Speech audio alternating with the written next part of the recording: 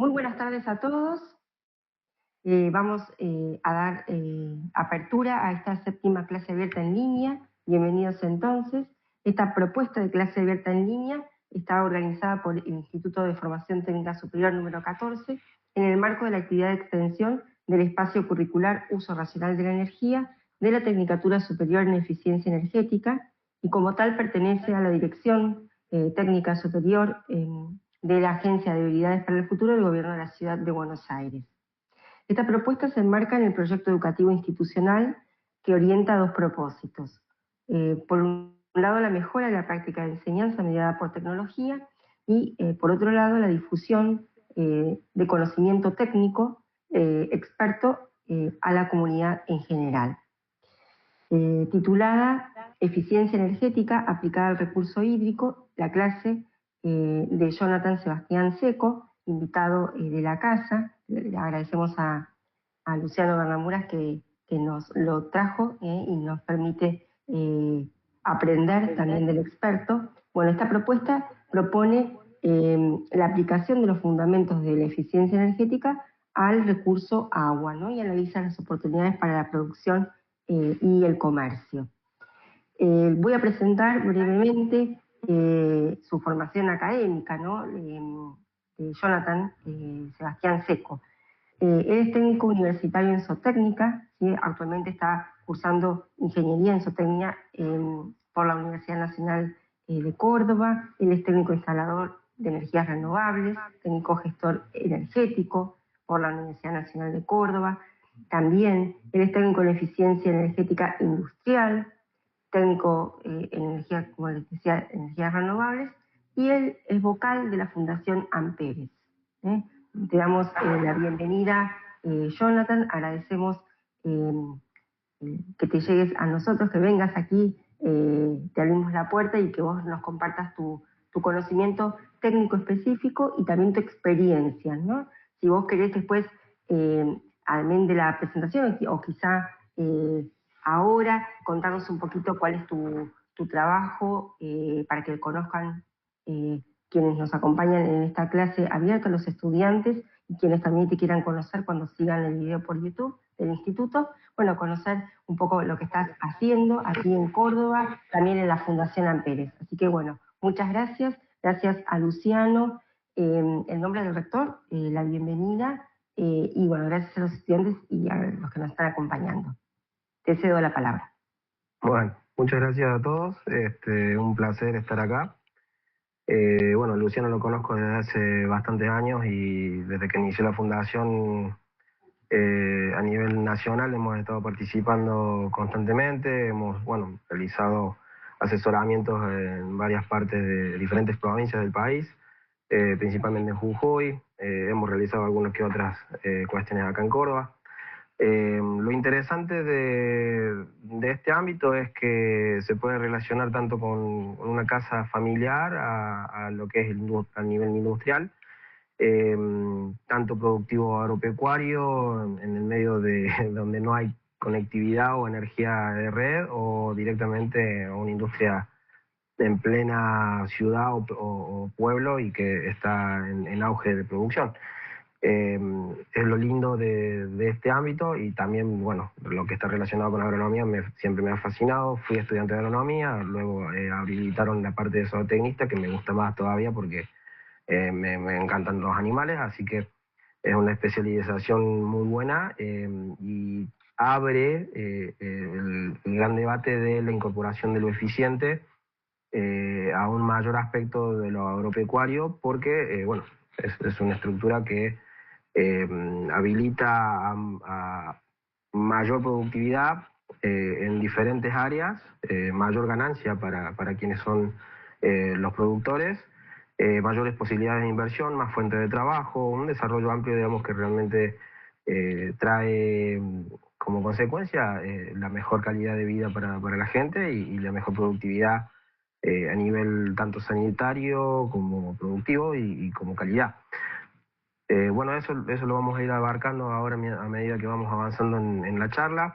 Si bien está la charla más centrada en el recurso hídrico, vamos a hacer un breve introducción sobre el ámbito productivo en eficiencia energética aplicada, de lo que hemos ido aprendiendo y observando alrededor de estos años, y bueno, lo quiero compartir, así van los chicos aprendiendo un poco más y agilizando, digamos, esta forma de pensar, porque realmente es una forma de pensar y de mirar al mundo diferente, que se vuelve ágil con el tiempo y te da la posibilidad de traer ideas y renovar y ampliar todo constantemente. Bien, comenzamos entonces con este curso. Vamos a hablar de una nueva era.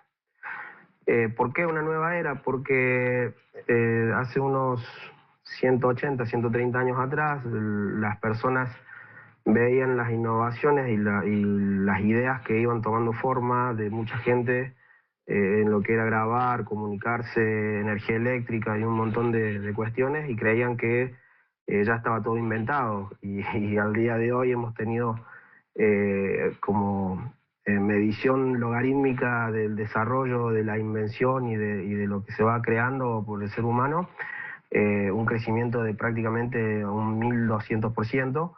En prácticamente 30, 40 décadas. El boom tecnológico ha sido impresionante, los avances científicos en todos los ámbitos han sido impresionantes, y día tras día vamos descubriendo cada vez nuevas cosas, nuevos métodos que nos vuelven y nos tienden a la eficiencia y nos vuelven más productivos. Principalmente estamos hoy todos interlazados con lo que es la conectividad, la tecnología. Todos los avances tecnológicos electrónicos nos han venido dando realmente pasos gigantados en lo que es el intercambio de información, y hoy una persona común tiene acceso a la información con un celular que podríamos llegar a compararlo como 4 veces más amplio que la antigua biblioteca de Alejandría, y más apto a llegar a esa información desde cualquier punto de tierra donde haya conexión a internet o un poco de red de internet. Realmente nos ha habilitado a un crecimiento muy amplio, muy importante, y es una era que tranquilamente podríamos decir que es prodigiosa, porque mucha gente puede empezar a especializarse sin necesidad de, por así decirlo, de haber cursado una carrera, y puede llegar a crear o a diseñar cuestiones innovadoras sin necesidad de tener una especialización o un título. Lo que nos asegura tener un título y una especialización y una carrera es que no vamos a fallar tantas veces, o vamos a saber bien en qué nos estamos equivocando a medida que vamos desarrollando algo. En cambio, cuando uno es autodidacta, lamentablemente es prueba y error constantemente. Pero no quita que los autodidactas sean capaces de salir fuera de lo que uno dice un frasco, y tener un punto de vista más amplio a veces que las personas especializadas en un área, y llegar a traer ideas que parecen totalmente descabelladas y terminan siendo un acierto. Hoy en día podemos hablar de ciudades inteligentes, pero no al nivel de técnica o electrónica o robótica, sino que tendemos a tratar de buscar que todos los sistemas sean eficientes.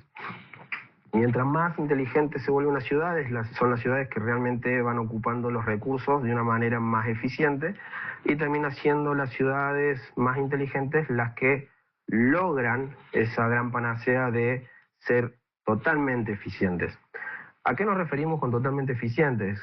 Cuando nosotros vemos lo más eficiente que se puede lograr es cuando tenemos un sistema de circuito cerrado en donde no hay desechos, sino que se observa todo como una posible industria, o la alimentación de una posible industria, el aprovechamiento de todos los recursos. No tenemos un impacto ambiental tan elevado, que prácticamente ese es nuestro enemigo número uno.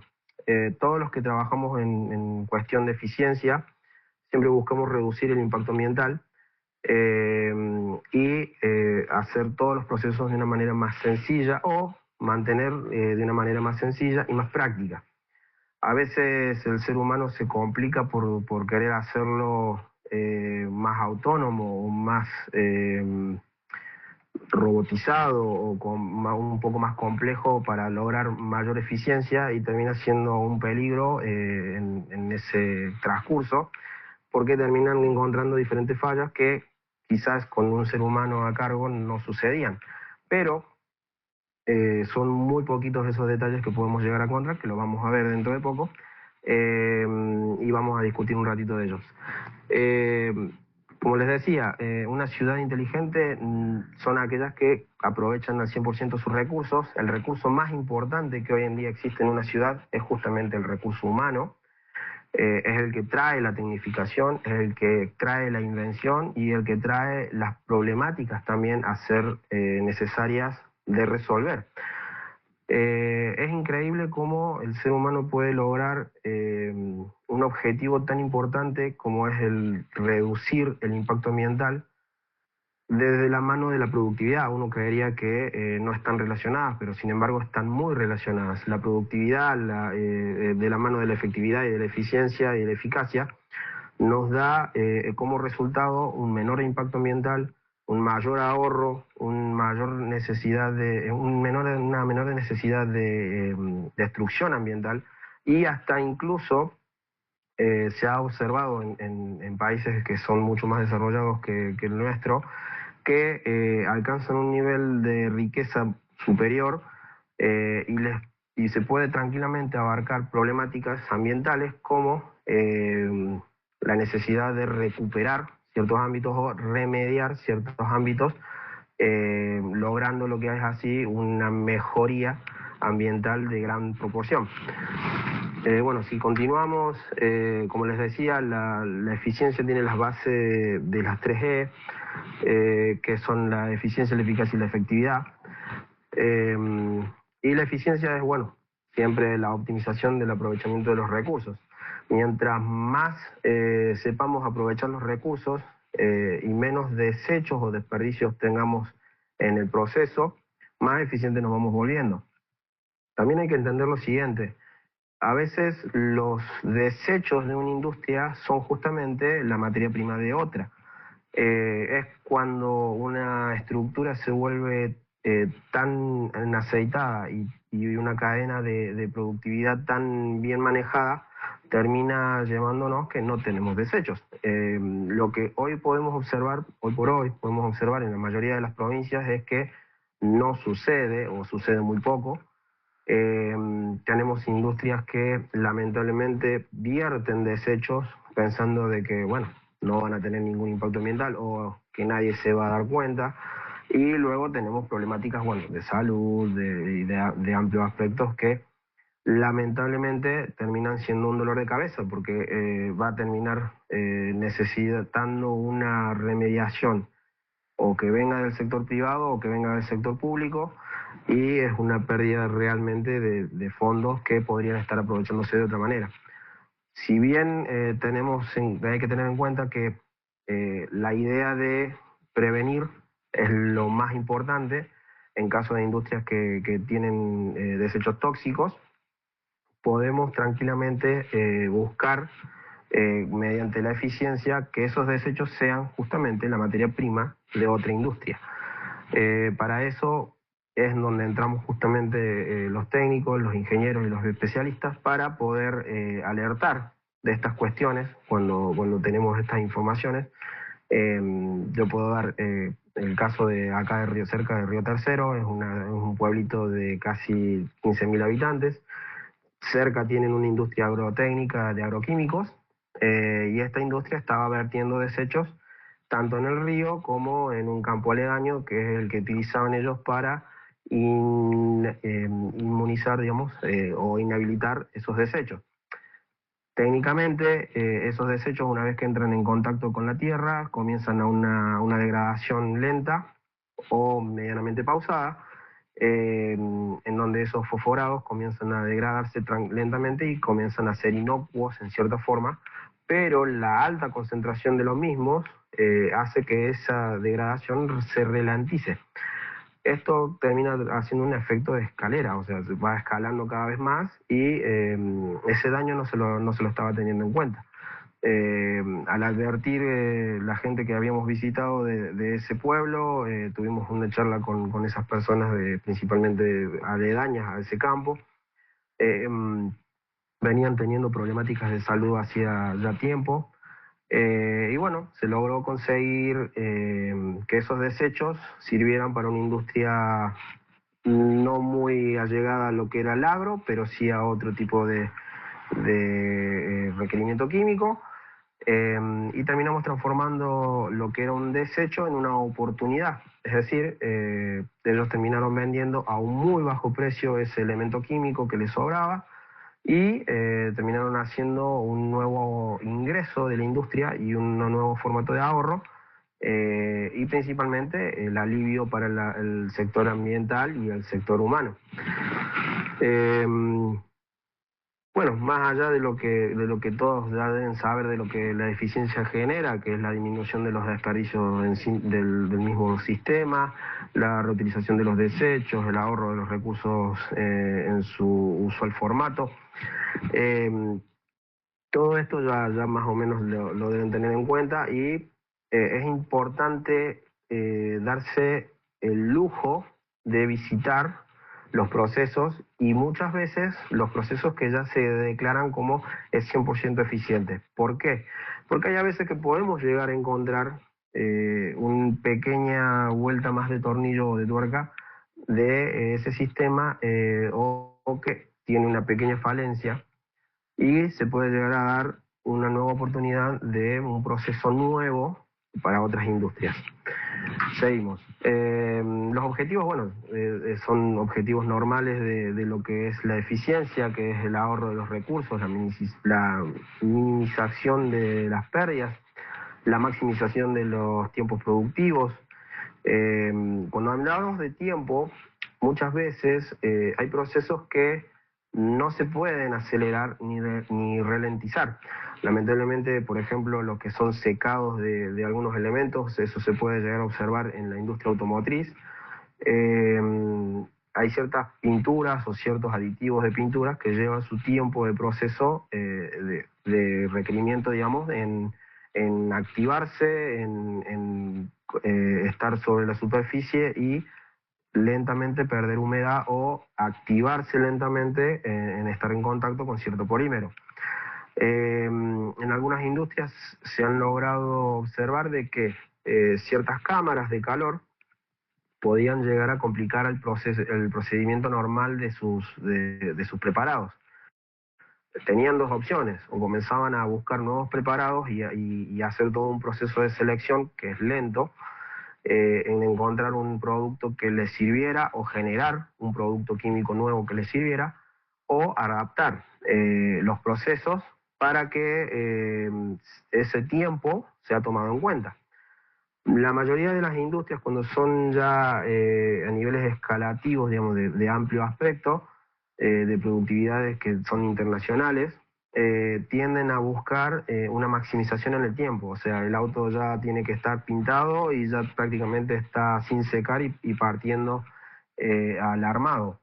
Entonces, generalmente ahí no buscan en pensar, bueno, mira, este químico o este proceso químico te va a llevar un dolor de cabeza en un futuro porque te está generando tal o cual cuestión en el ambiente. Ellos van a tratar de maximizar el tiempo. Es muy importante justamente eso, el tiempo. Entonces, a veces es bueno tener en cuenta que ciertos productos tienen su tiempo, tienen su manejo y principalmente debe tener si son químicos, deben tener su tiempo de no contacto con el ser humano.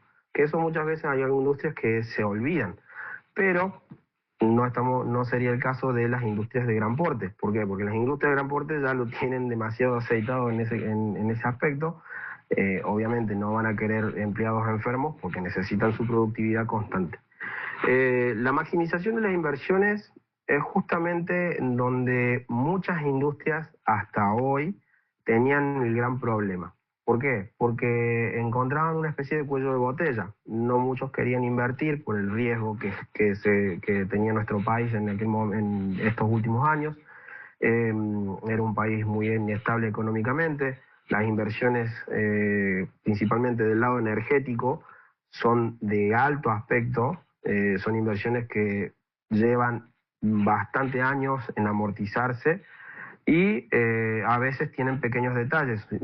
Si hay algunos que son instaladores de energía renovable o han estado en el tema de instalación de energías renovables, principalmente paneles solares, sabrán de que el panel solar, si bien tiene una medición de su capacidad efectiva, los días que son nublados, esa medición decae, esa capacidad de generación decae, y vos tenés que tener un plan B. ¿Qué pasa? Cuando hay un boom en un tema, como por ejemplo los paneles solares, muchas industrias salieron a instalar paneles solares. El problema es que después se encontraron de que si les tocaba una semana nublada, ellos tenían un decaimiento importante en la productividad y tenían que sí o sí estar conectados con unidades de generación, ya sea de combustión o unidades de red directa que le diera la energía faltante. Yo, en mi caso, la mayoría de las veces que he tenido el placer de trabajar para empresas grandes que han querido hacer instalaciones, siempre he recomendado utilizar elementos mixtos, es decir, generar paneles, la energía requerida, pero también añadir ciertas estructuras de generación que no son tan convencionales como los aerogeneradores verticales, bajo los mismos paneles. Primero para separar el techo del mismo panel, para no tener una acumulación de calor, dejarles un espacio de refrigeración con aire. Y segundo, para los días que eran nublados, generalmente aquí en Córdoba o en la mayoría de los sectores de Córdoba, cuando es nublado hay viento o por lo menos una buena brisa. Eso nos da la posibilidad de captar otro formato de generación energética, nos ayuda a estabilizar esa falta en la disminución solar y estamos maximizando el espacio aprovechable para la industria. Bueno, continuando la generación en estabilidad económica, siempre se busca la estabilidad económica para las industrias, es lo que más les importa. Apenas vos llegás, ya te están consultando, bueno, ¿esto cuánto me va a ahorrar? ¿Esto cuánto me va a generar estabilidad? La mayoría de las industrias hasta el momento, lo más preocupante eran los cortes sin aviso, la pérdida de tiempo productivo, y eso genera, obviamente, un faltante o un retraso en sus entregas. Cuando tienden a hacer instalaciones solares, te dicen, bueno, con esto yo voy a estar cubierto. Generalmente los espacios que uno cuenta a veces no suelen ser suficientes o no te alcanza para cubrir toda la producción y tenés que empezar a hacer una sectorización en decir, bueno, mira, la parte más importante o lo que mejor va a trabajar va a ser este sector y en el caso de un corte vos podés tener aún alimentados ciertos sectores que van a seguir produciendo y no vas a detener tu industria. Y ese es el alivio o el ahorro que ellos generalmente buscan. Más que el ahorro en dinero es el ahorro de la problemática de no poder producir. Y generar seguridad. ¿Por qué hablamos de generar seguridad? Principalmente porque no estamos observando la seguridad económica, sino que estamos observando la seguridad de la gente que trabaja adentro. Cuando uno se vuelve eficiente dentro de una industria, los niveles de seguridad son maximizados.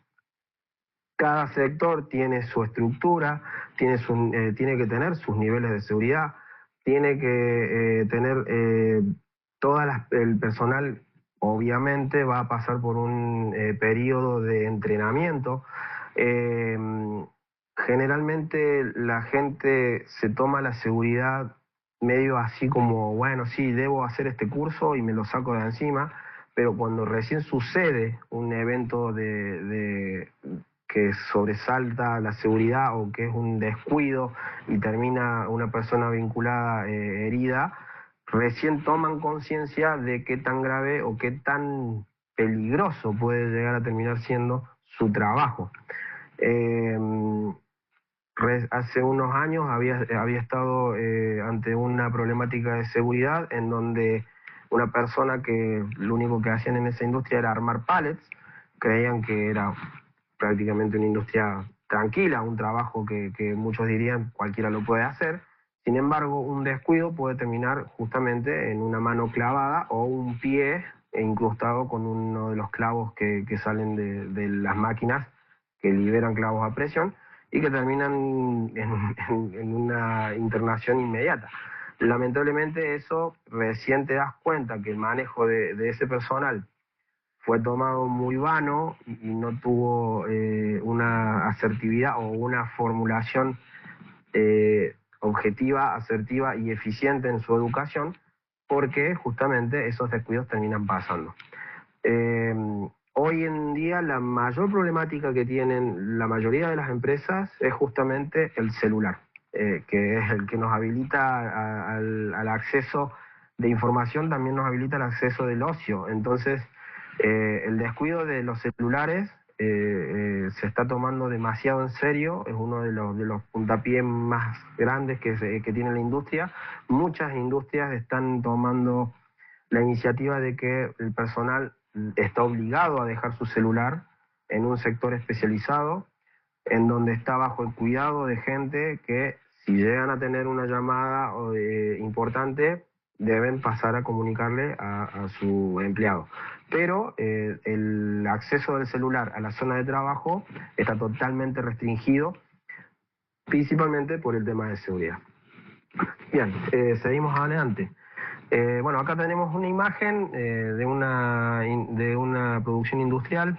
Esta es una empresa que hacía embarques de unidades de ave, o sea, carne, es una empresa de carnes de ave. Acá lo que vamos a comparar son principalmente empezar a entrenar la visión y la percepción de en qué está siendo eficiente la empresa. Esta empresa, la principal problemática que tenía era la iluminación interna. Entonces, ellos creían que estaban consumiendo demasiada luz, prácticamente por iluminar, por tener todo iluminado, y querían ser un poco más eficientes. La mejor iluminación que se puede tener dentro de un sector de trabajo es la luz natural. ¿Por qué? Porque la luz natural, al tener amplios espectros dentro de la gama de iluminación, tiene principalmente la luz azul, que es la natural, que activa y despierta al ser humano. Nos pone en contacto con nuestra necesidad de producir, caminar, andar, generar. Nos hace sentir que estamos justamente en el exterior, en la vida natural.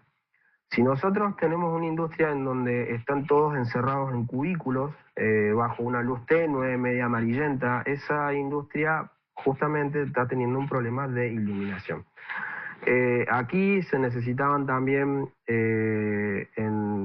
una ayuda de energía de producción solar, se colocó una estructura medianamente pequeña, pero las cámaras que ellos tienen son muy eventuales, entonces no necesitan almacenar grandes concentraciones ni por mucho tiempo producción, así que es prácticamente embalaje y se separa y se envía, se preparan los pedidos y se envían.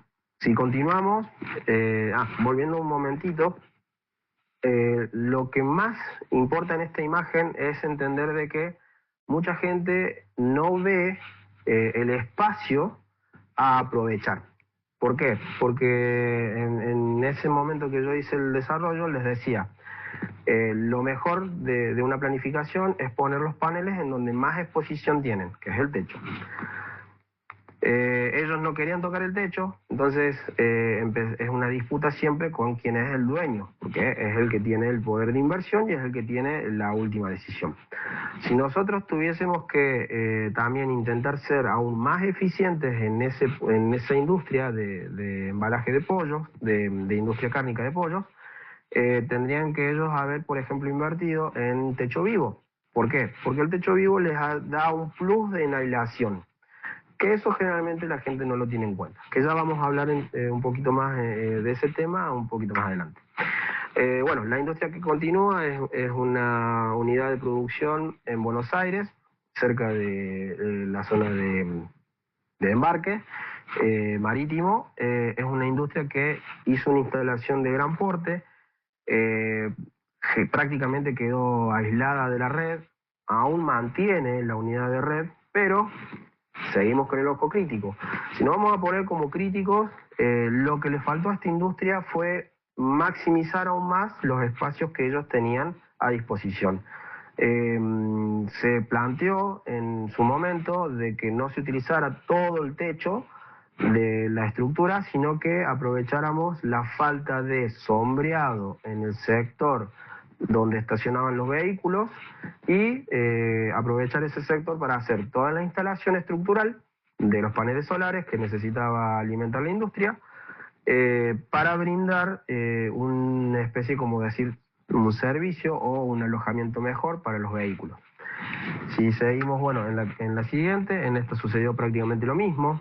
Ellos querían aprovechar al 100% la estructura del techo, acá se hizo exactamente lo mismo.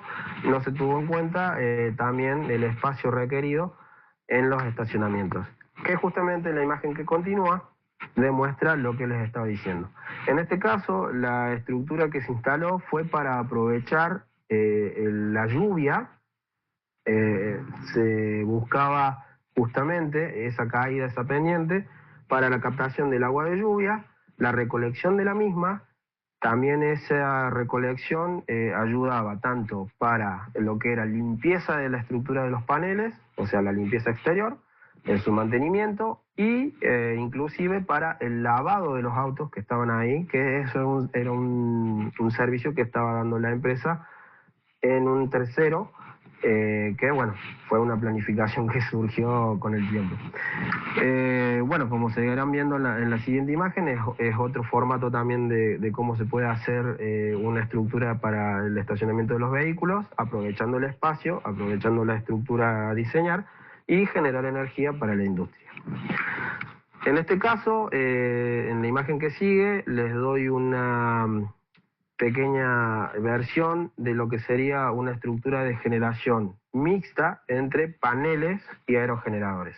Si habrán visto todas las industrias que fuimos viendo, todas las fotos, justamente no hay generación de aerogeneradores. O sea, no se tuvo en cuenta el requerimiento o la posibilidad de aprovechar al máximo ese espacio.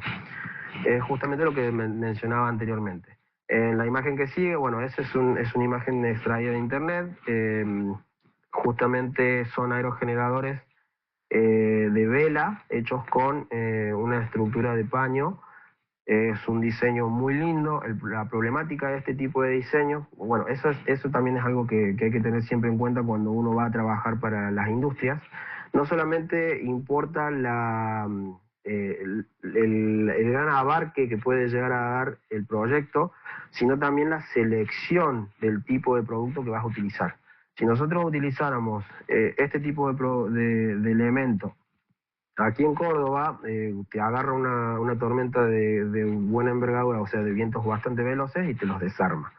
Por eso es importante también elegir bien los elementos a utilizar. Hay que recordar también que los paneles no son todos los paneles iguales. Hay paneles que son para zonas desérticas, para alta temperatura, hay paneles que son para zonas más húmedas, hay paneles que son resistentes al cambio de clima fuerte, en donde pueden resistir la caída de granizo. Hay paneles que solamente son para zonas bueno, un poco más estables. Incluso hay paneles marítimos, es decir, paneles que soportan posibilidad de bruma, salina o posibilidad de pequeña concentración de sal en la región. Cada panel le va a dar la posibilidad a cada proyecto en que esté justamente especificado para esa zona y que no tengamos problemáticas a futuro. Yo he visitado como técnico de instalador, siempre me han llamado cuando alguien tiene algún problema. He tenido que revisar y subsanar, arreglar o recomendar a alguien que ha hecho una compra, ya sea un termotanque solar, un panel solar o un aerogenerador, en el caso de que su equipo terminó roto, fallido o mal implementado. Me ha pasado, y esto realmente parece gracioso, pero no lo es, me ha pasado que me han llamado y me dicen, me instalaron este equipo hace un año y no anda. y es raro que un termotanque solar no ande. Y cuando empezás a observar el equipo y está mal instalado, está instalado en la parte de atrás de un tanque, entonces cuando lo instalaron era verano y le daba el sol todo el día o calentaba lo suficiente durante la mañana, pero no, ahora en invierno decae su capacidad. Entonces todos esos detalles en la eficiencia, en la búsqueda de esta eficiencia, uno siempre lo tiene que tener en cuenta. A veces uno genera un muy buen proyecto, pero a la hora de lograr instalarlo o a la hora de llevarlo a cabo, no se tuvieron en cuenta ciertas mediciones o ciertas cuestiones y termina siendo un fiasco. Bien, continuamos. Solo se entiende por eficiencia a la relacionado con la energía o la automatización. No, eso es falso. La eficiencia, la eficiencia está rondando prácticamente en todos los ámbitos de nuestra vida, ya sea en lo comercial, en lo productivo, en lo agronómico, en lo industrial, incluso hay mediciones de eficiencia en lo que es sanidad, principalmente en los remedios. En los remedios se hacen mediciones de eficiencia, en cuánto tarda el producto en dar alivio, cuánto tarda el producto en generar el objetivo, digamos, de ese producto, ya sea una pastilla, un jarabe o cualquier elemento. Siempre se busca esas mediciones. ¿Por qué? Porque eso te destaca de tu competencia. Y luego eso es lo que o sea, ese es el dato por el cual te va a elegir el consumidor. Si tu producto no es eficiente, el consumidor no te va a elegir. Eso es más que obvio. En el caso de iluminación, como lo que estábamos hablando hace un rato de una de las industrias que mencioné, aquí tenemos un par de claraboyas, que son las que se están utilizando hoy en día para ese tipo de iluminación. La más común es justamente la del medio o una media parecida, que es una claraboya blanca de acrílico. Son las más comunes de consumir y realmente da una sensación primero de apertura del ambiente y segundo de calidez del ambiente. La gente muchas veces dice, para eso abro una ventana, pero no es lo mismo. Hay a veces que las ventanas, como están de una manera deficiente colocadas en un sector donde no da mucha luz, no es lo mismo que tener una claraboya en el techo.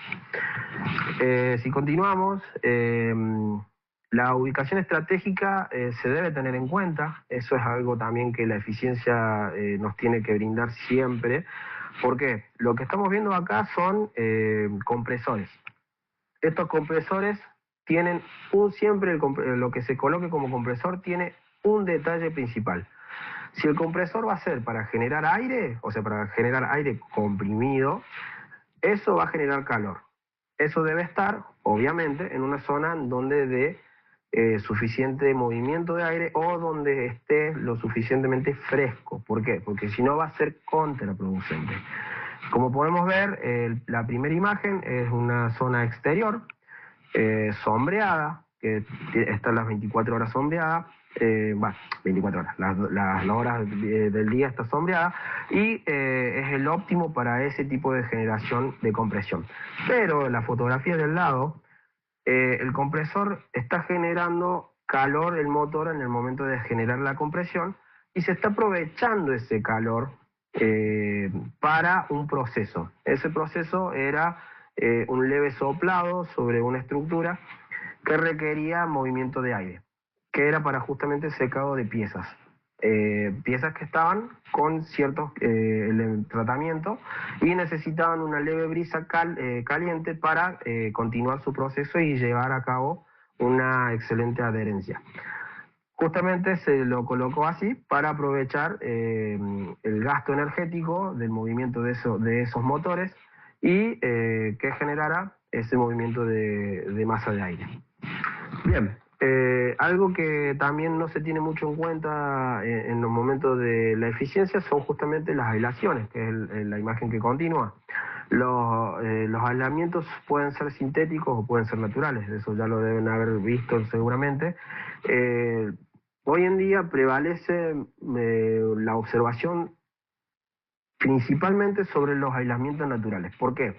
Porque se han logrado encontrar ciertas estructuras de aislamientos que no generan toxicidad, que eso es lo más importante para nosotros y para el ambiente, entonces ahí ya estaríamos hablando de bajar el impacto ambiental.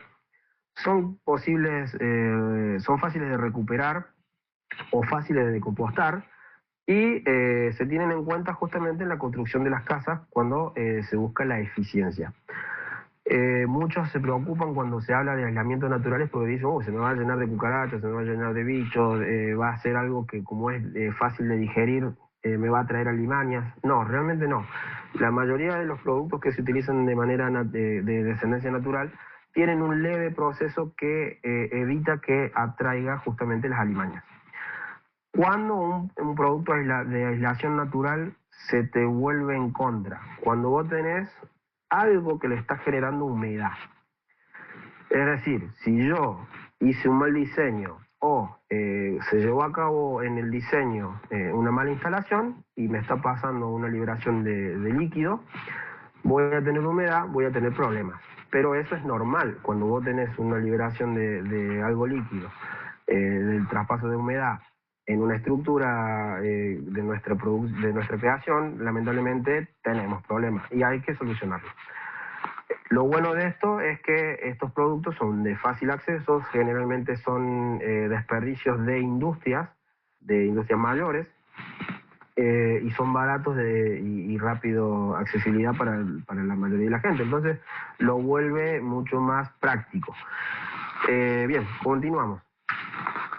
Esto es una de las imágenes que más me gusta porque en el momento de mi estudio de eficiencia se planteó el proceso y fue muy divertido en su momento. ¿Qué ocurre? Lo que observamos son un ventilador, una unidad de despacho de embalaje y una máquina. La máquina que ustedes tienen en su lado derecho es una máquina de control de peso. Esta máquina se activa solamente si el empaque, o sea, si la caja que recibe en su frente tiene un producto adentro. Si ese empaque está vacío, esta máquina se activaba. ¿Y por qué el ventilador? Porque a veces uno trata de llevar la mejor tecnología a una industria y a veces la solución está en algo tan simple como un ventilador. Fueron justamente dos industrias que eran muy parecidas. Una gastó un dineral muy importante en tener una máquina con sensores láser y peso y sensores de peso y estructuración, lo cual le iba a ser mucho más eficiente. Pero en el mismo caso, en otra industria del mismo índole, lo solucionaron de una manera más práctica y mucho más de un costo mucho más bajo que de comprar una máquina con sensores y sistema de control. Era simplemente un ventilador que estaba en la cinta, al lado de la cinta, a la altura donde pasaban las cajas, y si estaba vacía, las soplaba, las corría y terminaban cayendo. Y se volvían a aprovechar esas cajas. Esto nos trae a entender que a veces la solución puede ser demasiado simple y nosotros nos terminamos de complicar en buscar lo más eficiente y lo más tecnológico cuando simplemente tomando una iniciativa diferente, desde una perspectiva diferente, nos da justamente la solución requerida. Bien, continuamos. El aprovechamiento de desechos. Siempre en la eficiencia hablamos de aprovechamiento de desechos, pero a veces nos olvidamos de qué es un desecho. En este caso estamos observando barricas que son utilizadas para generar tequila. Esto es una imagen de México, es uno de los hoteles 4 estrellas premiados en la zona de Yucatán. Está afuera de la ciudad de Yucatán, es un hotel de 4 estrellas, como les había dicho, en donde uno va y alquila una barrica, transformada justamente en una habitación. Esas barricas tienen de utilidad 17 años, y la industria luego generalmente lo que hacía era romperlas, porque una vez que ya pierde la calidad la madera, ya no sirven o se vendían para otro tipo de producción, a veces podía llegar a ser vinos, pero en este caso, como eran tan grandes, no siempre se conseguían los compradores o los interesados por la barrica. La persona que diseñó este hotel, justamente buscando la eficiencia, quería salirse de las construcciones normales y justamente aprovechando un desecho de una industria tan importante como la del tequila, construyeron este formato que está increíble y que queda muy bonito. Bueno, tenemos también el aprovechamiento de otro tipo de desechos que generalmente no muchos lo conocen o no muchos lo ven, que es justamente los fuselajes de avión. He conocido, gracias a Dios, varias casas construidas por fuselaje. No siempre se observa algo así, un avión completo. Sí se observan estructuras metálicas importantes en donde están diseñadas para soportar mucho peso y que sirven para hacer estructuras importantes como los traspasos de peso de techo y transferencias que son, bueno, partes fundamentales de las casas y que no muchas veces uno sabe que puede utilizar este tipo de desechos. Algo también que, bueno, que nadie conoce, que sería la siguiente foto, es el aprovechamiento de otros tipos de desechos que nadie hoy en día se ha planteado. Justamente son los desechos orgánicos. ¿Cómo se utilizan o reutilizan desechos orgánicos? Bueno, ya vimos varios ejemplos. Hay algunos desechos que son aislantes, pero hay otros desechos que tienen una gran carga orgánica que terminan siendo para otras industrias como esta, la industria de la producción de hongos. Es una de las industrias que más está avanzando hoy en día y que está aprovechando justamente desechos que no son convencionales, es decir, tienen una carga bacteriana importante o algún producto tóxico importante. Los hongos son capaces de bloquear ese producto, no va al alimento, o sea, no va al consumo humano y termina justamente produciendo una de las industrias más ricas, por decirlo así, y provechosas para nosotros. La industria fúngica no solamente sirve para consumir lo que sería la parte de la inflorescencia del hongo, que es lo que nosotros vemos en esta imagen. Esa parte abultada es la parte reproductiva del hongo. Todo el cuerpo del hongo es lo que está adentro de la tierra, es el micelio. La parte a veces reproductiva no solamente es para consumir, sino que también se pueden llegar a obtener elementos químicos únicos que nos sirven para, ya sea, por ejemplo, en el caso de China, la industria de la sanidad lo que se llama también se me fue la palabra. Sería la gran industria de consumo de hongos, que incluso hace poco uno de la medicina china, hace poco se logró conciliar un supuesto, porque la industria china a veces uno dice, oh no, vamos a comer un calamar de tal especie y que te va a dar mayor longevidad. Muchas veces parece como que son cuentos, pero o creencias traídas desde hace mucho tiempo, pero hace poco se ha logrado realmente dar eficazmente de que algunos hongos que ellos consumían sí tienen esas capacidades que se les daba. Por ejemplo, el hongo melena de león, que es uno de los hongos que recientemente comenzó la industria fuerte en China, porque es capaz de ayudar a retrotraer los avances de problemas neuronales. Bien, continuamos. La industria alimenticia. Bueno, la industria alimenticia es una de las industrias que por excelencia busca la eficiencia. ¿Por qué? Porque el aprovechamiento en la eficiencia siempre viene de la mano de la ganancia. A mayor eficiencia, mayor ganancia. Nosotros lo vimos con la revolución de la productividad agronómica, que fue justamente el quiebre de pasar a arar la tierra a la industria del cultivo de siembra directa. En este caso, la industria alimenticia se ha alejado demasiado en los espacios productivos de las zonas cercanas de las grandes urbes, y eso está trayendo una problemática, que el transporte de los alimentos está sumándole un costo fuerte a la accesibilidad del mismo. Entonces, cuando nosotros vemos que una papa viene de, no sé, de Salta, nos parece cara porque está 4.000 pesos el kilo, y en época de la papa que se produce cerca de la zona de Buenos Aires, nos parece re barata porque está a 800 pesos el kilo. Y uno siempre se pregunta, ¿pero es papa? Sí, bueno, pero la producción y el movimiento de esa industria y de ese producto tiene que sumarle justamente el traslado, y eso es lo que lo encarece.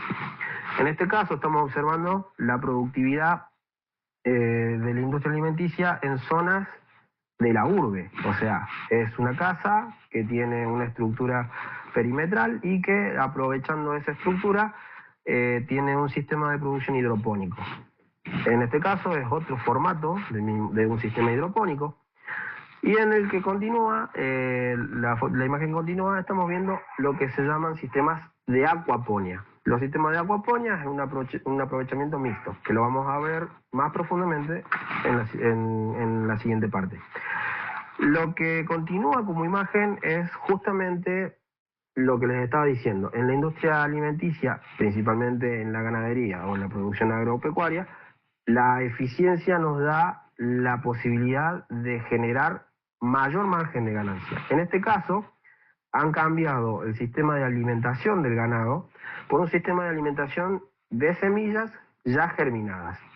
Si nos ponemos a ver cuánto es que se gana 10 veces más en efectividad y eficiencia en este formato de alimentación que en el formato convencional. Es decir, si yo agarro 50 kilos de maíz para dárselo a una vaca, me convendría poner el maíz así, en producir en cameo, con humedad, que el maíz crezca a una cierta altura y luego dársela a la vaca. ¿Por qué? Porque tiene 10 veces más proteína, tiene 10 veces más ácidos grasos, tiene 10 veces mejor aceptación en la alimentación del ganado y una aceleración de la productividad de carne.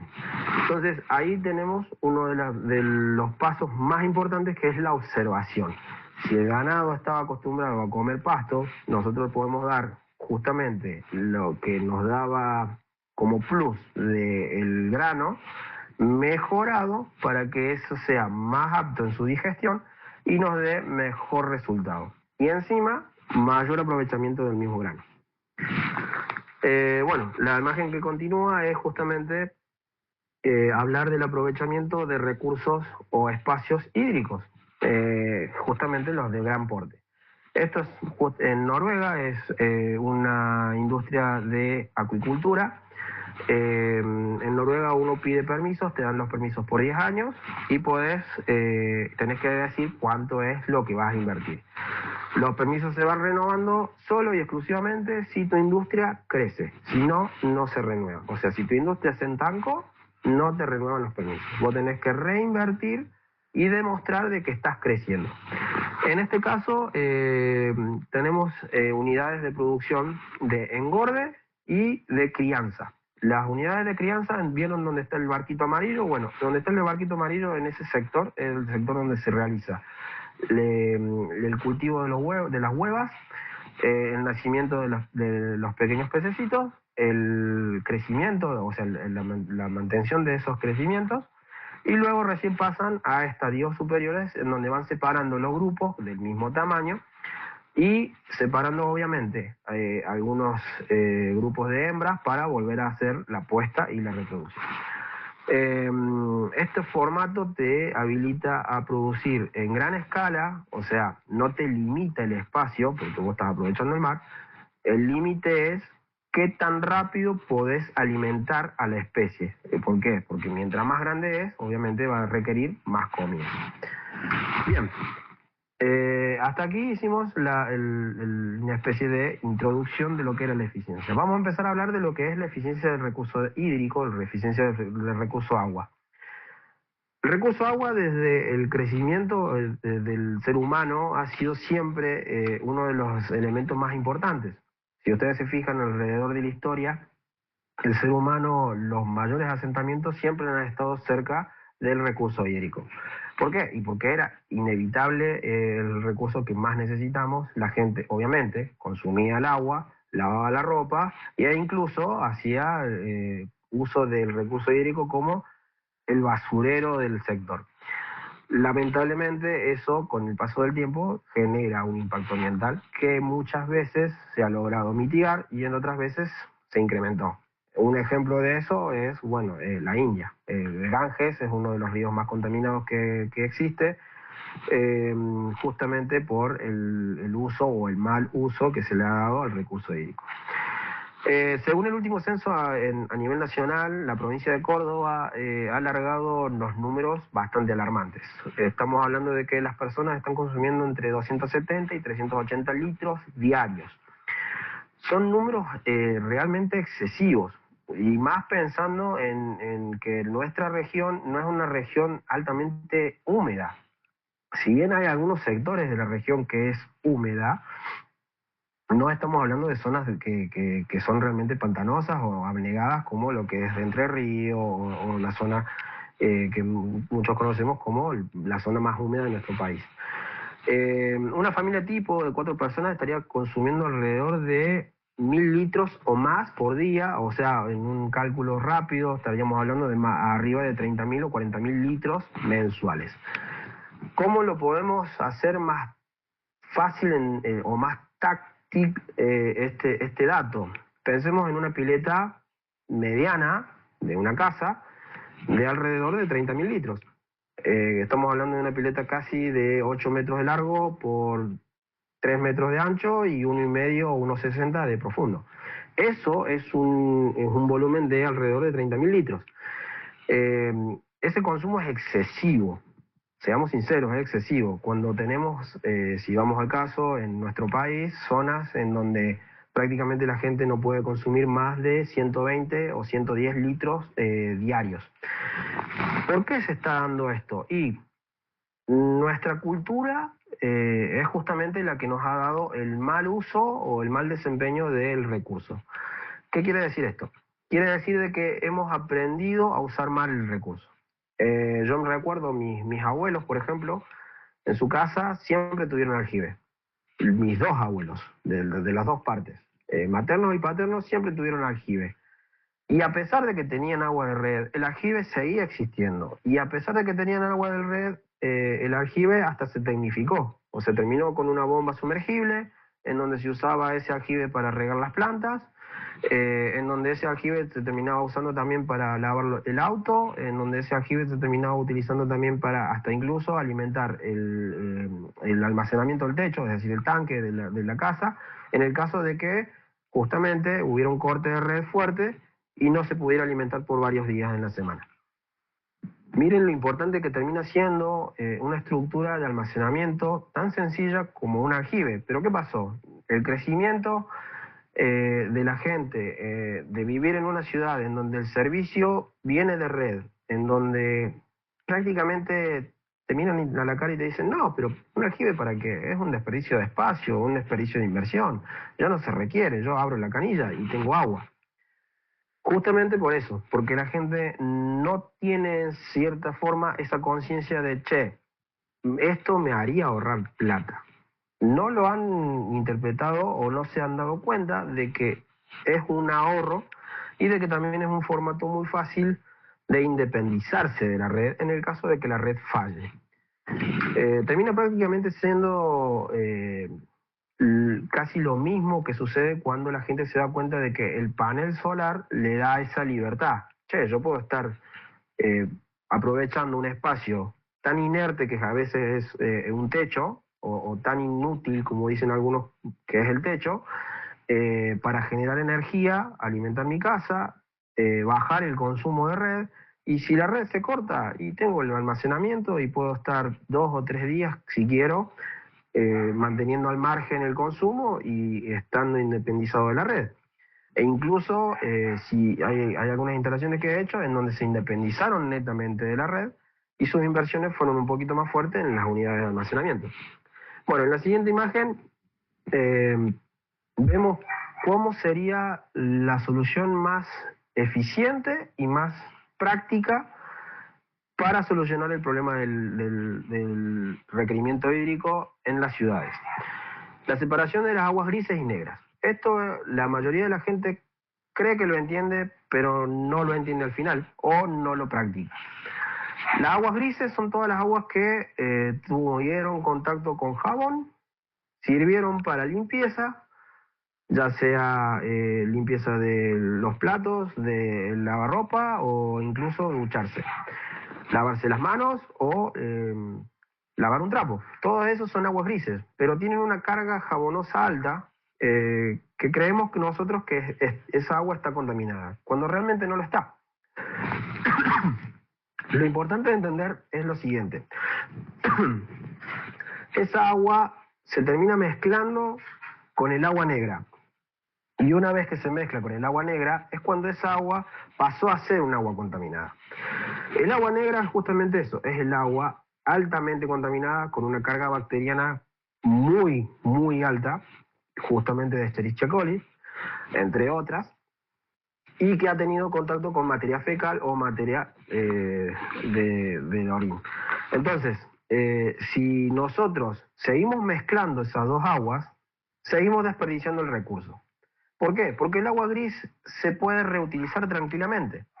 Justamente el agua gris es el 70% del volumen que generamos en una casa, en el uso, y ese 70% se puede recuperar. Si solamente hiciéramos tomáramos ese sentido y hiciéramos una pequeña inversión comparado con el costo de una casa, en modificar nuestro sistema de aprovechamiento del recurso hídrico, estaríamos reduciendo el 70% del consumo. Por ende, toda la red que existe inmediatamente, o sea, pongamos este caso como hipotético. El 100% de la ciudadanía se pone de acuerdo, toma esta iniciativa, modifica sus sistemas de utilización y de aprovechamiento del recurso hídrico, aprovechan el sistema de aguas grises. Inmediatamente el sistema de transferencia, o sea, el sistema de servicio del agua, estaría aliviado un 70%. Prácticamente en un mes eso se vería. El ahorro en el bolsillo de quien hizo esta inversión sería casi un 50% del volumen del agua. Es decir, consumiríamos 50% menos.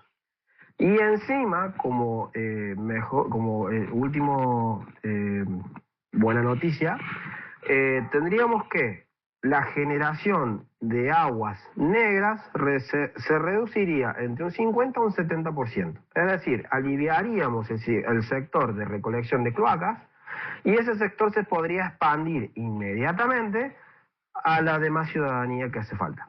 Entonces, cuando la mayoría de las estructuraciones o de ampliaciones vienen y te dicen, no, vamos a ampliar recién este barrio porque no nos alcanza el servicio o porque el diseño de nuestra planta no le alcanzaría a más personas, realmente es falso. Lo que ellos tienen que hacer es reeducar a la gente. Este tipo de información nos daría la posibilidad de que los servicios se podrían expandir tranquilamente a una gran concentración de habitantes y poderles dar más aprovechamiento al servicio. Bien, tenemos en la siguiente imagen una breve gráfica de cómo sería el movimiento del agua.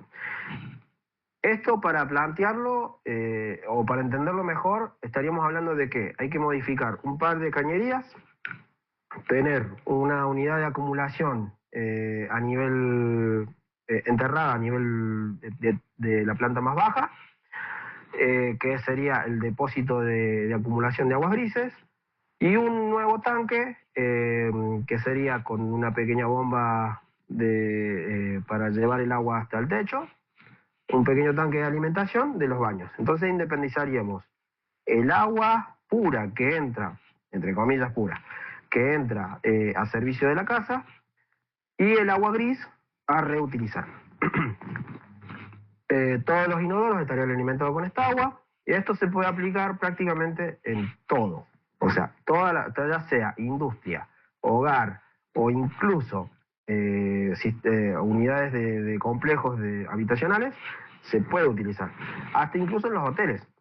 Que dicho sea de paso, los hoteles son grandes consumidores de volúmenes de agua porque la mayoría de los hoteles, ¿qué hacen? Tienen el lavado el blanco, es decir, de todo lo que sería toallas, sábanas, cubrecamas. Entonces ellos consumen muchísimo volumen de agua y generan muchísimo volumen de aguas grises y lo están desperdiciando tirándolo y mezclándolo con aguas negras. Bien, importancia de esta iniciativa. Como les decía, es la revaloración del recurso hídrico. O sea, entender que el recurso agua no es solamente, bueno, abro la canilla y ya está, o cae del cielo y listo. O viene el río, recorre y ya está. Puedo consumir todo lo que quiera. No, no. Valorizar el agua es tan importante como valorizar el oro, como valorizar el hierro y como tener en cuenta que se puede reutilizar. Aparte, seamos sinceros, si nosotros pudiésemos revalorizar el recurso, como les decía, estaríamos hablando de ahorro en nuestro bolsillo. Disminuir su excesivo consumo es tan importante como no abusar de cualquier sistema hídrico. Nosotros si tenemos una red que está alimentada de un pozo y abusamos del pozo, y el pozo va a llegar un momento que se va a secar, o esa excavación va a tener que empezar a buscarse una alternativa nueva para alimentar ese servicio. ¿Por qué? Porque no da abasto. Esto mismo está sucediendo aquí en Villa Carlos Paz, por ejemplo, que es donde yo vivo. La principal toma de la ciudad está a prácticamente unos 30 kilómetros más arriba de la ciudad, que es Cuesta Blanca.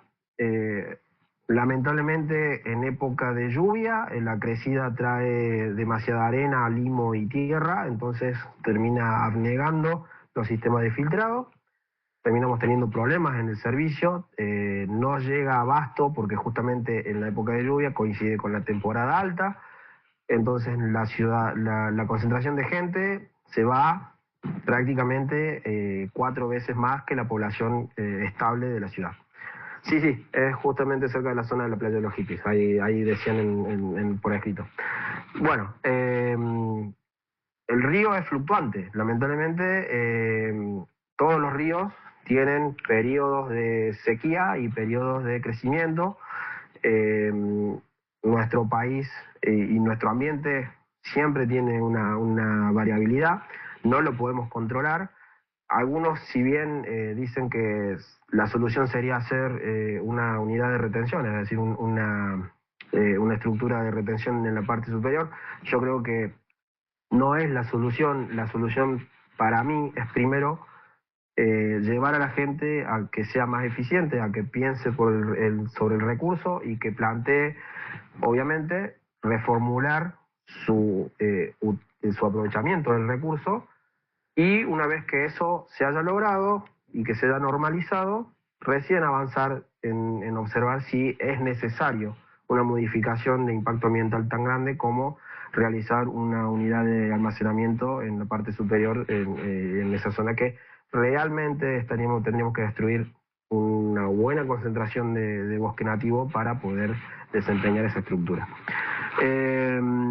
Bueno, como les decía, disminuir el volumen de agua es tratar en las redes de cloacas. Eso es una necesidad importantísima en las ciudades, porque justamente las cloacas es uno de los recursos, y vuelvo a decirlo, por si no entendieron, recurso que menos interés se ha puesto, por lo menos en los últimos 40 años, en nuestro país. Si ustedes se fijan, los tratamientos de cloacas no se han modificado en todos estos últimos años, en estas últimas 4 décadas, no se han llevado a ser más eficientes, simplemente se han ampliado. O sea, es el mismo proceso, más grande, o el proceso es semejante, un poco más eficiente, pero es el mismo proceso al fin. Lo único que se hace es tratar de separar los lodos con alta carga orgánica y bacteriana del agua. Se trata de purificar el agua, o sea, matar toda la microbiota existente con elementos químicos y liberar esa agua al recurso hídrico como si no pasara nada. Y no sirve eso. Lo que nosotros tenemos que empezar a hacer es ser más eficientes, que lo vamos a ver enseguida cómo se hace. Ahorro para quien lo aplica, bueno, como estábamos diciendo, en la zona donde no hay red cloacal, disminuye el volumen de agua dentro de las cámaras sépticas y sangrías. Esto es muy importante. ¿Por qué? Porque la gente que no tiene cloaca, muchas veces son gente de bajos recursos. Si nosotros esta información les fuera accesible, o si por lo menos nos encargáramos de divulgarla, esta gente seguramente lo tendría en cuenta. ¿Por qué? Porque muchas casas de bajos recursos inmediatamente en 4 o 5 años tienen problemas de cámara séptica. Es decir, la humedad que genera la cámara séptica o la sangría comienza a llegar a sus viviendas o comienza a llegar a viviendas coledañas. Es decir, viviendas que están pegadas. ¿Por qué? Porque generalmente están muy hacinadas las zonas. Acá en Villa Carlos Paz eso está sucediendo en uno de los barrios que está justamente en una zona muy montañosa. Las propiedades de más arriba, sus aguas están justamente llegando a los vecinos de más abajo. Entonces la contaminación es inminente, el brote de las aguas cloacales está en todas partes. Los niños juegan en las calles y justamente las pelotas le caen en las aguas que son negras y están escurriendo. Bueno, son focos de infección realmente importantes. Y ellos terminan justamente cayendo al mismo recurso de siempre, buscar un camión séptico, un camión que extrae justamente los lodos sépticos, abrir la cámara, extraerlos, pero le va a durar por un periodo de 2 o 3 años de vuelta y van a volver a caer en el mismo ciclo. Lo ideal que es que ellos aprendan que se puede dar una solución mejor e incluso podríamos llegar a hacer la vista gorda, por decirlo así, en que ellos viertan aguas grises a las calles, porque justamente terminan siendo aguas que tienen perfumina, jabón y algo de suciedad, pero que no son contaminantes, en vez de que terminen yendo justamente al pozo ciego o a la cámara séptica y que terminen impermeabilizando las paredes y que no se pueda tratar toda la materia fecal.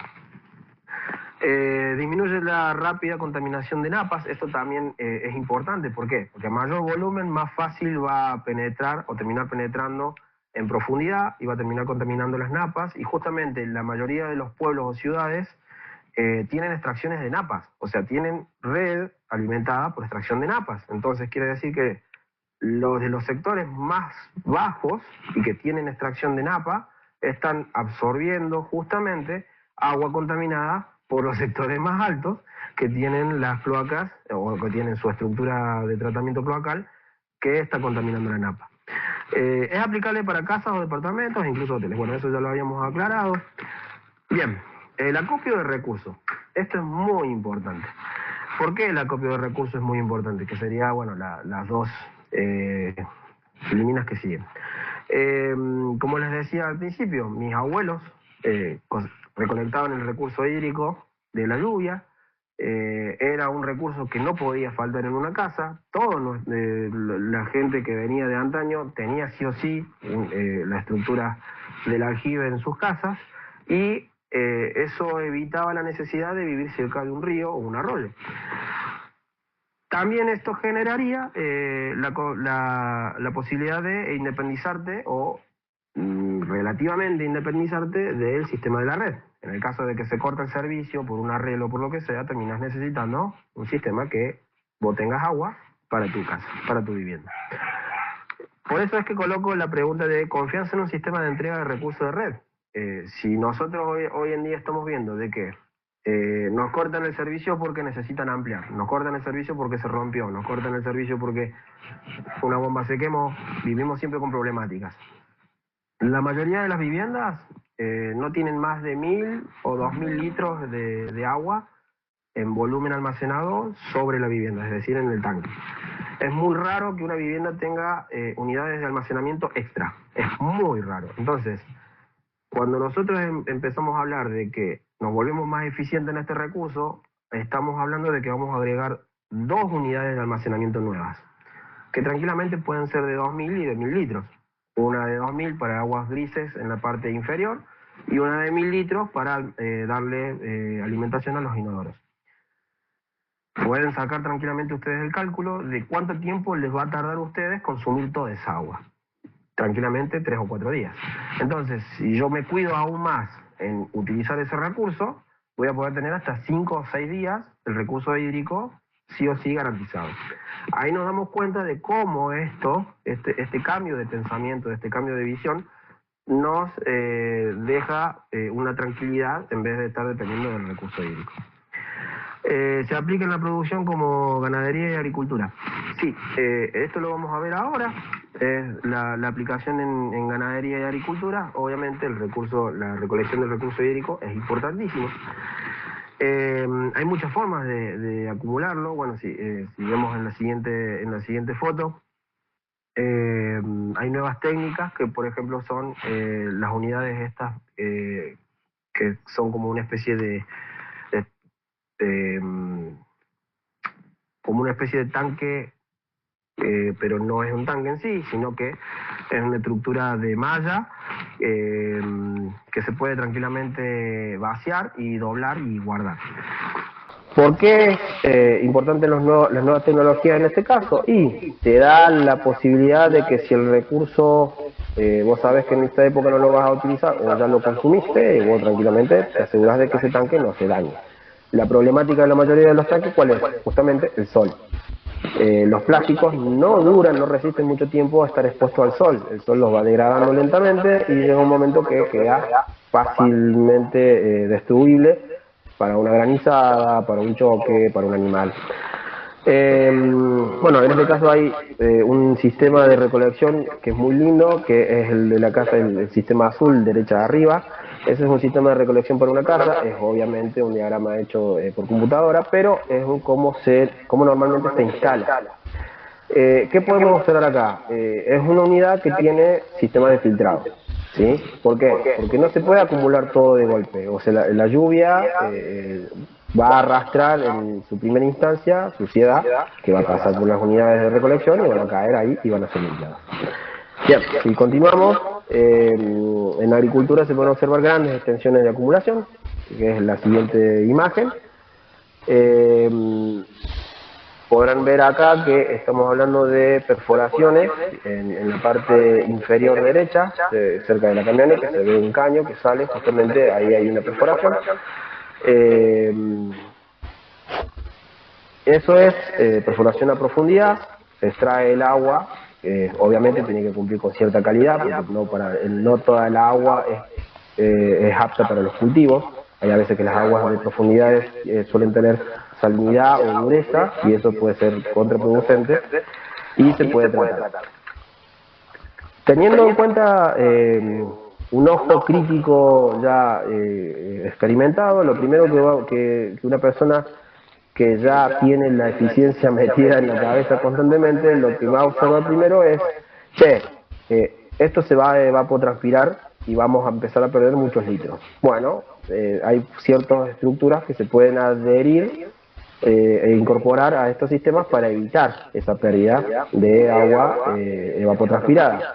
Pero, desde mi punto de vista, lo que yo aprovecharía acá es esa estructura justamente para tener una segunda producción. Es decir, yo lo aprovecharía para acuicultura o para la crianza de algún otro tipo de animal que requeriría agua, por ejemplo pato. En India, en Asia, en China, justamente se están aprovechando todos los procesos, por ejemplo en el caso de la producción de arroz, para producir a la vez otros sistemas incorporados, ya sea cangrejos, ya sea gambas o ya sea pato. La ayuda de estos seres vivos en las unidades de producción es que se van alimentando de microalgas o de insectos o de algunos otros bichitos que van dando vueltas.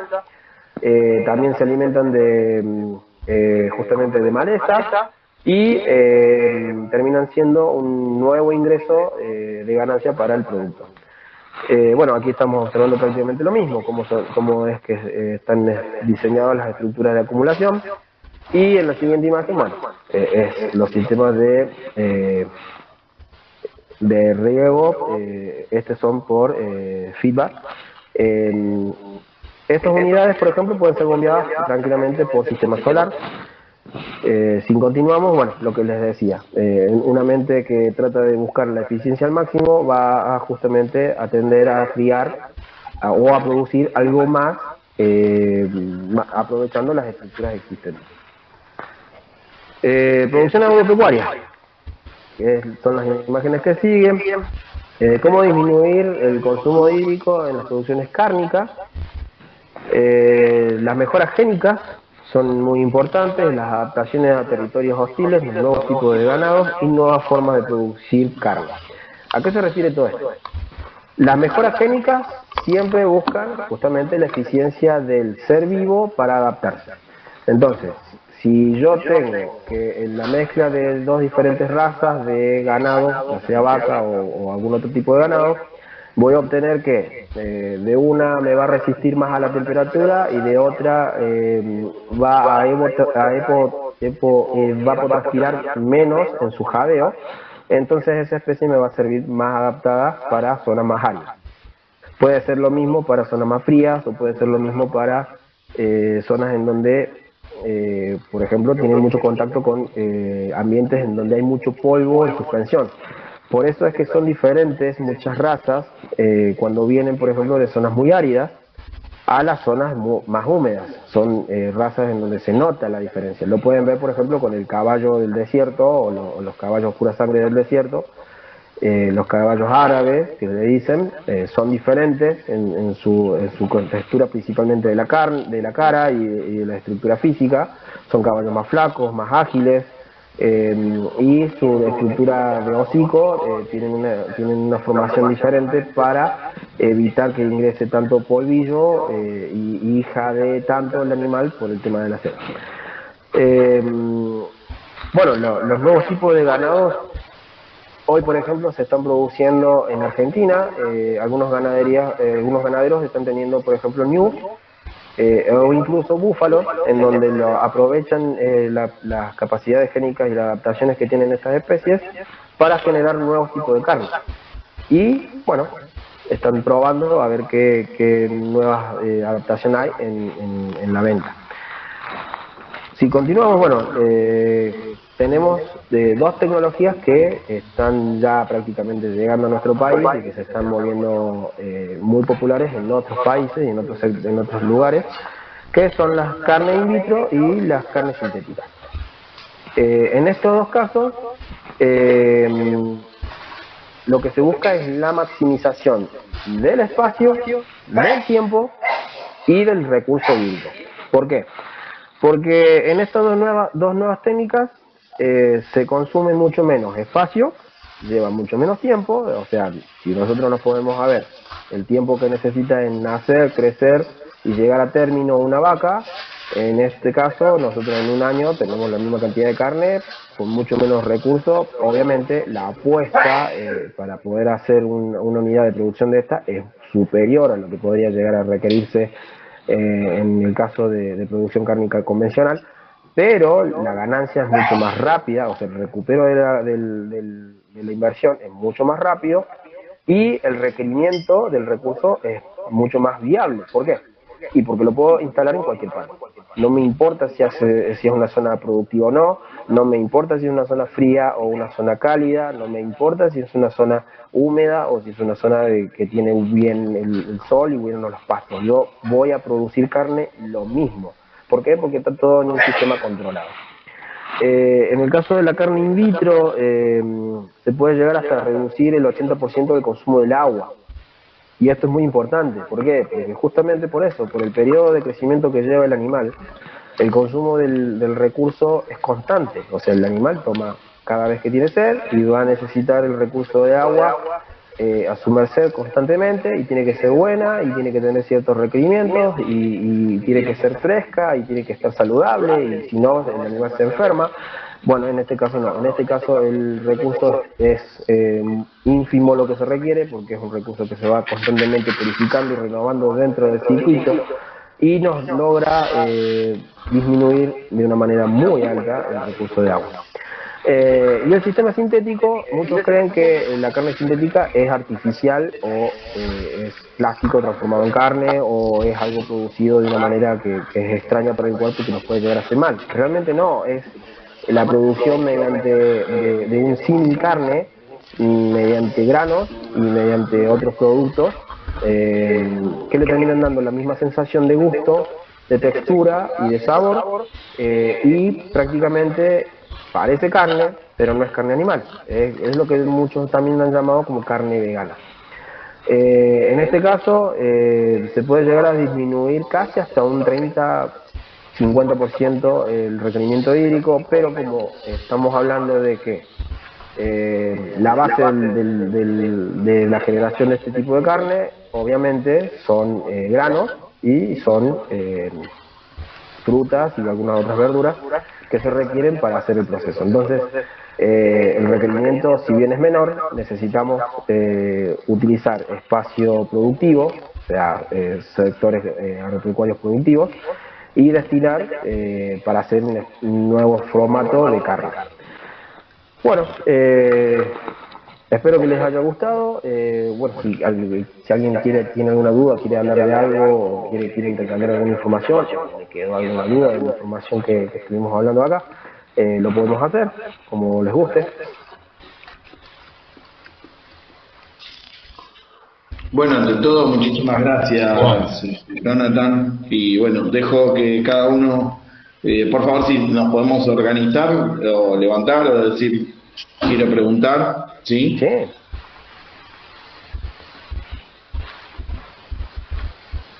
La verdad que es muchísima información, muy buena, y dudas no tengo, pero bueno, sí se van a abrir seguramente muchos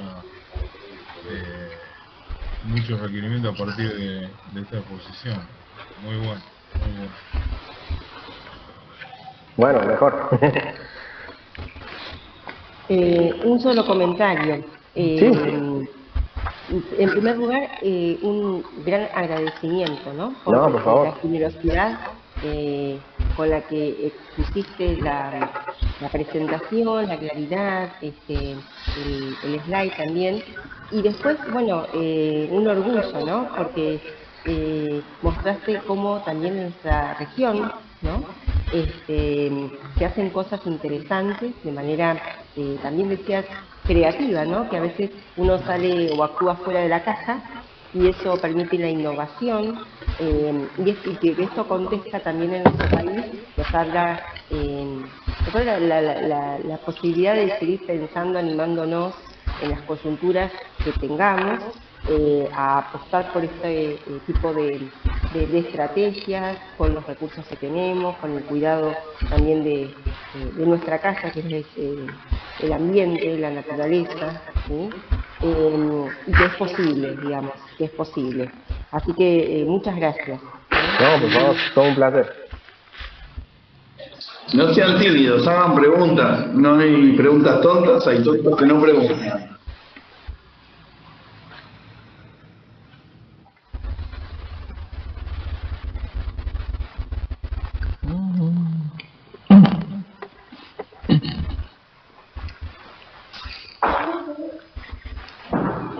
Si no hay preguntas, seguimos. Bueno, saludando. Bueno, gracias, Jonathan. La verdad que fue un placer tenerte cerca, aunque estés lejos. Sí, y bueno, hiciste como un resumen bastante interesante de nuestra carrera, pero con una visión particular, la verdad, muy enriquecedora. Y ni hablar de los conocimientos que tenés de productividad, de ganadería, de agronomía, de tus experiencias. Se nos cayó María Eugenia. Pues ya para saludarte, volverte a agradecer. Si no hay ninguna otra pregunta, los que quieran o puedan, se pueden quedar conmigo después de la charla. Ahí volvió María Eugenia. Bueno, ¿querés dar el cierre, María Eugenia?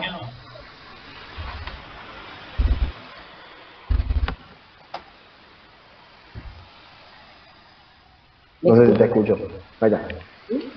Ay, bueno, gracias por la paciencia, voy y vengo. No, por favor. Este tipo de viajes. La cámara y internet. Bueno, muchísimas gracias. Entonces, Jonathan, la verdad que un placer conocerte con esta presentación. nuevamente por la generosidad, en nombre del rector, doctor Miguel Marcelo Canetti, rector del Instituto de Formación Técnica Superior número 14, te damos el gran agradecimiento también y la apertura de que puedas venir en otra ocasión a hacer por favor. de tu expertise, de tu trayecto académico y con una base de trabajo y de experiencia muy grande, como has evidenciado también en tu presentación. Para nuestros estudiantes es muy importante y también para la toma de conciencia de la sociedad en su conjunto, ¿no? De que es posible el uso eficiente del recurso agua, que es vital, ¿no? El oro azul, digamos. Así que muchas gracias. Gracias a los estudiantes. Y bueno, van a continuar, gracias por supuesto a Luciano Bernamura, docente de la casa también que ha cruzado esa invitación. Bueno, van a continuar con el profesor Luciano y bueno, deseo que todo este conocimiento también sea de provecho para la formación profesional y de todos los que sigan y escuchen de la presentación. Por demás, los dejo, muy buena noche a todos y gracias. Gracias. Bueno, gracias también Jorge que nos está asistiendo con la grabación. Bien. También un saludo grande a él. Exactamente, gracias. Es nuestro ATP y profesor de la casa. Gracias. Bueno, espero que nos volvamos a ver y cualquier cosita, bueno, hay varias cosas que podemos también volver a charlar y volver a compartir, así que creo que seguiremos en contacto. Vamos a seguir en contacto, Jonathan. Claro que sí. Nos estamos viendo. Un abrazo grande. Muchísimas gracias. Gracias. Muy buena noche a todos. Gracias, Luciano. Gracias, Jorge. Gracias a todos los estudiantes. Adiós, adiós.